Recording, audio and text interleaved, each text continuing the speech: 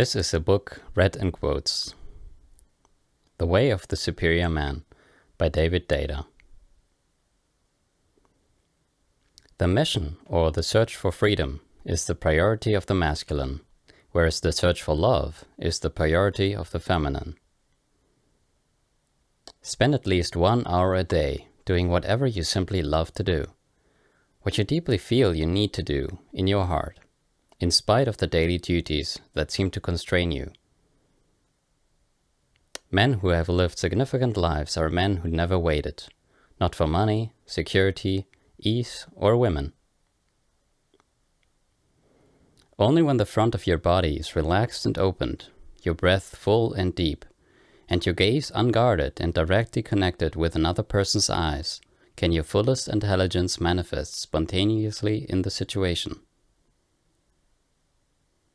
A fearful man who knows he is fearful is far more trustable than a fearful man who isn't aware of his fear. Time you spend with your woman should be time you really want to be with her, more than anything else. If you are stressfully avoiding your fear, you cannot relax into the fearless. Your fear is the sharpest definition of yourself. You should know it. You should feel it virtually constantly. Your close men friends should be willing to challenge your mediocrity by suggesting a concrete action you can perform. The father force is the force of loving challenge and guidance.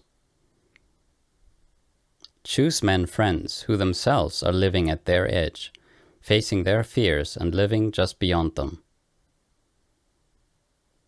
Everything in your life, from your diet to your career, must be aligned with your purpose if you are to act with coherence and integrity in the world.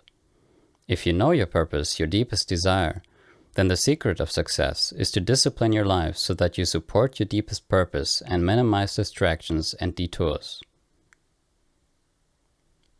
The superior man is not seeking for fulfillment through work or woman, because he is already full. For him, work and intimacy are opportunities to give his gifts and be vanished in the bliss of the giving. The outer circles, the purposes you often apply yourself to early in life, are most likely only distant approximations of your deepest purpose. Each purpose, each mission, is meant to be fully lived to the point where it becomes empty, boring, and useless. Then it should be discarded. This is a sign of growth, but you may mistake it for a sign of failure. When the impulse to pursue a new vision begins to arise, act on it. Don't wait for the details. The priority of the feminine in men and women is the flow of love in relationship. The priority of the masculine in men and women is the mission which leads to freedom. It is not the amount of time, but the quality of the interaction that most influences a child's growth. When you do your tasks in the right way, they liberate your life energy so that you can attend to what really matters, the investigation, realization, and embodiment of true freedom. Every moment of your life is either a test or a celebration. The most erotic moment for a woman is feeling that you are Shiva, the divine masculine, unperturbable, totally loving, fully present, and all-pervading. If you are free and loving, nothing she says can collapse you. She wants to feel Shiva. She wants to feel your strength. She wants to feel that your happiness is not dependent on her response. The most loving women are the women who will test you the most. She wants you to be your fullest, most magnificent self. The truth of the feminine is whatever she is really feeling in this present moment. Never base your plans on what a woman says she wants to do, unless she is in the full flow of love when she says it. You should hear what your woman has to say and feel her depth carefully. Then, after you have fully considered her input, make your best possible decision from your own deep core. Only the masculine side of your woman will grow through challenge. The feminine side thrives on support and praise. Praise always magnifies the quality of your woman that you praise. Intimacy is about growing more than you could by yourself through the art of mutual gifting. One of the largest gifts you can give your woman is your capacity to open her heart when it is closed. Open her moods with your skillful loving. Your woman will continually cycle through openness and closure, even when her life and relationship with you seem great. One of the deepest feminine desires in intimacy is precisely not to have to always figure it out for her man and guide him. She wants to be able to trust him in his direction. One of the deepest feminine desires in intimacy is to be able to relax and surrender, knowing that her man is taking care of everything. She can be pure energy, pure motion, pure love, without having to analyze all the options and decide which ones are best. A happy woman is a woman relaxed in her body and heart, powerful, unpredictable, deep, potentially wild and destructive, or calm and serene, but always full of life, surrendered to and moved by the great force of her oceanic heart. When you ask her to analyze her heart's emotions, it's like building walls around a part of the ocean and turning it into a swimming pool. It's safer and more predictable, but far less alive and enlivening. Be so full in your loving, so strong and stable in your presence, that she can just let go and surrender the limits she has put on her feelings. One of the deepest feminine pleasures is when a man stands full, present, and unreactive in the midst of his woman's emotional storms. When he stays present with her and loves her through the layers of wildness and closure, then she feels his trustability and she can relax. The way you relate to your woman's chaos reflects the way you react to the chaos of the world. You have mastered women and the world when no desire either to avoid or attain sways your loving or limits your freedom. Wouldn't you like your woman to be a goddess and offer you her feminine gifts? To evoke them, you must offer her your masculine gifts. One of your most valuable gifts is the ability to see all the options and make a decision based on this view of all the potential outcomes. Feminine decisions are based on what feels right. If you refuse to offer your masculine gift by leaving decisions up to her, she will begin to trust her own masculine more than yours. Always help your woman make decisions by giving her your perspective and telling her your choices, while letting her know that you love her regardless of the decision that she makes. You must understand why you are attracted to whom. Your sexual essence is always attracted to its energetic reciprocal. Masculine men are attracted to feminine women. Our acceptance of sexual attraction, even with music and places, is at the root of our capacity to experience bodily pleasure. If you are like most men, a radiant woman can inspire you for hours or days. The desire she arouses in you is a blessing in itself. Acting on that desire and pursuing her is another matter entirely. When you see her and you experience your attraction, fully allow the energy of attraction to move freely through your body. The feminine body is free to be moved by love and by life itself. To behold a woman free in her expression of bodily ecstasy is one of the most awesome visions most men have had. A woman who is at home with her feminine essence is at home with energy, be it sexual or spiritual. For such women, there's no disconnection between sex and spirit. If you want your woman to be your spiritual and sexual consort, not just your housemaid, you must skillfully maintain your household and livelihoods so that the potency of your union is not diminished. You must know what is important for you, what is the purpose of your intimacy, and align all other activities around this central priority, if you want your intimacy to maintain and increase its potency for both of you. Your desire for other women is not a reflection of any lack of intimacy. It is a reflection of your nature as a masculine sexual being. A major part of mastering sexuality is learning to sustain greater and greater degrees of pleasure and desire in the body without needing to rid yourself of the force because you can't handle it. When your life seems dreary and boring, a more spicy and hot woman will probably appeal to you. The priority of the masculine core is mission, purpose, or direction in life. The priority of the feminine core is the flow of love in intimacy. If it turns out that she really doesn't want to be with you as much as you want to be with her, then it is time to realize the relationship won't work. In such case, the poles have become reversed, with your feminine desire for love meeting her masculine desire for freedom. Her ultimate desire is to feel your full consciousness, your trustable integrity, your unshakable love, and your confidence in your mission. A superior man practices maintaining full consciousness in all situations. If you were poor but totally conscious, happy, full of integrity, fearless, humorous, loving, and giving your fullest gift to the world and to your woman, she wouldn't complain about a lack of money. Your word is a demonstration of your purpose, of your masculine core. When you don't follow through with what you say you are going to do, she feels that your masculine core is weak. At the level of polarity, you are attracted to and enlivened by her feminine radiance.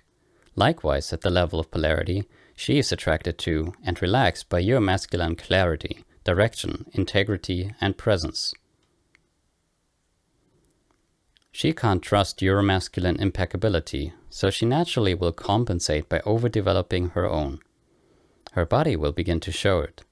She will become less radiant and less relaxed in her feminine power and glory because she has to compensate for your failure.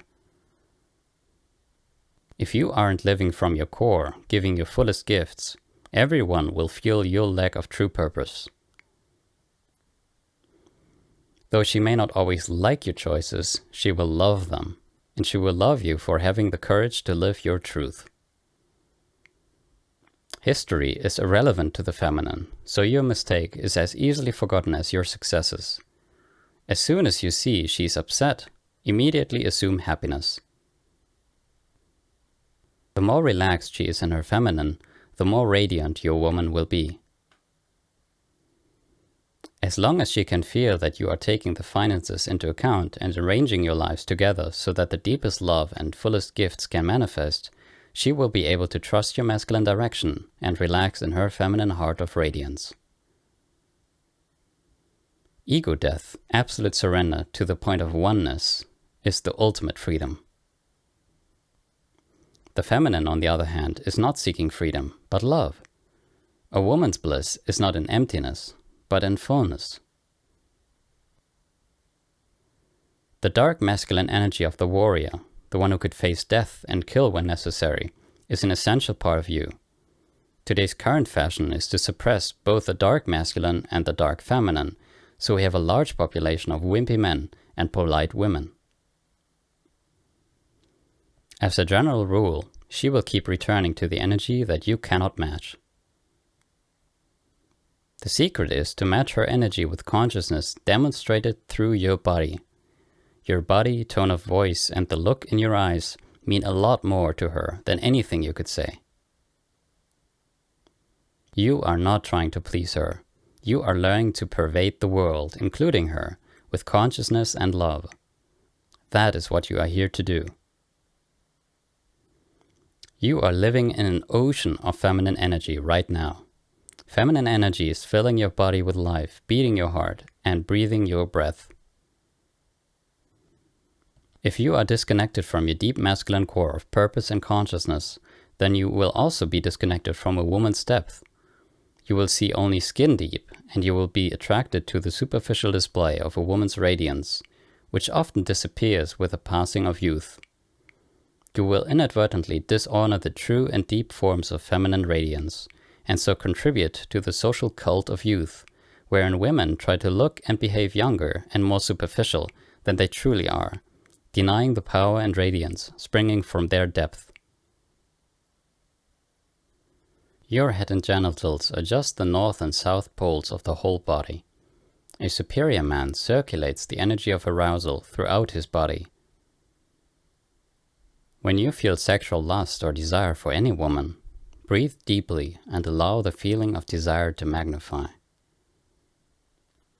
If you choose to engage the world and women fully, then you must maintain a certain degree of polarization or mutual attraction with them. You've probably seen the face of your woman when you've gotten to the point of putting up with her, rather than permeating her. She begins to look haggard and drawn. Her long face bespeaks a heart and body unravished by the clarity and force of your masculine loving. A superior man always assumes complete responsibility. Her mood is your challenge. Can you invade her body and heart with so much love and humor that she laughs, relaxes, and brightens in spite of herself? It only takes a moment of meeting a real challenge to bring a man back to full purpose, an emergency or a threat that demands his best. And it only takes a moment of praise and deep appreciation to re-evoke a woman's radiance. If you have accumulated a lot of tension in your daily life, ejaculation will afford you with temporary release and relaxation. But as you live your life with more and more true purpose, you won't accumulate so much tension during the day. Then you will discover that ejaculation, for the most part, actually depletes and weakens you. In a subtle way, excess ejaculations will diminish your courage to take risks, professionally and spiritually. One part of your woman is happy she made you come. She is happy you are relaxed and enjoying yourself. Another part of her is disappointed that you've allowed yourself to choose a temporary and pleasurable spasm over the endless ravishment of her and the world. A superior man may choose to ejaculate occasionally, but such a choice is made freely before even engaging in sex. If ejaculation is not completely a matter of conscious choice for you, your woman knows she controls you sexually. Your woman will be sexually, emotionally, and spiritually unfulfilled to the extent that you are addicted to ejaculation. Like filling a balloon, you can stretch open the entire front of your body with your inhale. In this way, you counter the effects of accumulated fear and anxiety stored in your body, which diminish your presence and force in the world. Throughout the day, as soon as you feel tension in the front of your body, inhale into that area and open it. Your tension is only the energy of a gift that has become backed up, unexpressed, in your body. Instead of tensing your muscles, as you become sexually stimulated, learn to relax them. Learn to feel your partner more than your own sensations during sex. If she has a feminine sexual essence, her core will be fulfilled when love is flowing. For most men, their woman is replaceable. Harsh but true. Whereas you live in a world of relational possibility, she lives in a world of relational actuality. Your relationship with her is not only at the core of her life, but is also the main determinant of her mood. If you want her to honor and support you in your quest for freedom, you must honor and support her in her love of loving. If one of your highest goals is psychological or spiritual freedom, then you will highly value your intimacy. Beyond self-responsibility lies the responsibility to give your gifts. It is extremely difficult for most women to get out of their mood once they are in it. Your loving intervention is one of your great masculine gifts. Through her touch, her loving, and her attractiveness, she can also give you energy, so that your whole body becomes like an erection, full and alive, and ready to penetrate the world into love. You are entirely responsible for cutting through your own laziness, addictions, and unclarity. Try talking with your friends, using therapy, practicing meditation or prayer, going on a vision quest, reading scripture, walking in nature, keeping a journal, or studying with a teacher. In order to live in her feminine core, your woman should spend time every day in absolute abandon and celebration. During these times of dancing, singing, laughter, and sheer delight, her body and mind should be totally released of any obligation to be masculine, directed, controlled, structured, or goal-oriented. These occasions are most rejuvenating when she is with other women, magnifying and rejoicing in each other's feminine radiance and flow. The most potent forms of masculine realignment involve both austerity and challenge. Go to the middle of the woods by yourself with only survival necessities. Nothing to read, nothing to do. Fast from food and don't sleep for as long as possible. Die in the giving of gift.